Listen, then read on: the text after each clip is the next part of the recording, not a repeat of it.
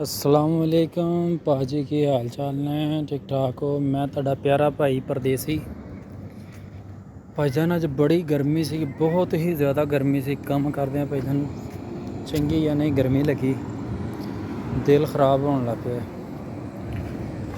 ते भाजी काम तो हार नहीं मन्नी, फिर भी दिहाड़ी असी अपने अलहमदुलिल्लाह ला के आए। कि हिसाब ला लो, इन्नी गर्मी सी कि हुण जिहड़ा ना दोपहर की जिस टाइम काम तो आए, उल्टियां बुरा हाल। ਹੁਣ ਭਾਜੀ ਲੋਕੇਸ਼ਨ ਦਿੱਤੀ ਟੈਕਸੀ ਵਾਲੇ ਨੂੰ, ਟੈਕਸੀ ਵਾਲਾ ਆਇਆ। ਮੈਂ ਤੇ ਬਿਗ ਮਾਰਟ ਕੋ, ਸਾਡੇ ਇੱਥੇ ਲਾਣਾ ਮਾਰਕੀਟ ਹੈ ਬਿਗ ਮਾਰਟ, ਤੇ ਮੈਂ ਆਇਆ ਹੁਣ ਇੱਥੇ। ਟੈਕਸੀ ਵਾਲੇ ਨੂੰ ਮੈਂ ਦਿੱਤੀ ਹੈ ਲੋਕੇਸ਼ਨ। ਹੁਣ ਲੋਕੇਸ਼ਨ 'ਤੇ ਉਹ ਕਹਿੰਦਾ ਜੀ ਮੈਂ ਤੁਹਾਡੇ ਕੋਲ ਪਹੁੰਚ ਗਿਆ ਭਾਜੀ, ਆ ਜਾਓ ਬਾਹਰ। ਹੁਣ ਭਾਈਜਾਨ ਇੱਥੇ ਆਏ ਆ, ਇੱਥੋਂ ਲੈ ਕੇ ਜਾਣਾ ਡਾਕਟਰ ਦੇ ਜਾਣਾ, ਹੁਣ ਦਵਾਈ ਸ਼ਵਾਈ ਲੈ ਕੇ ਆਉਣੀ ਹੈ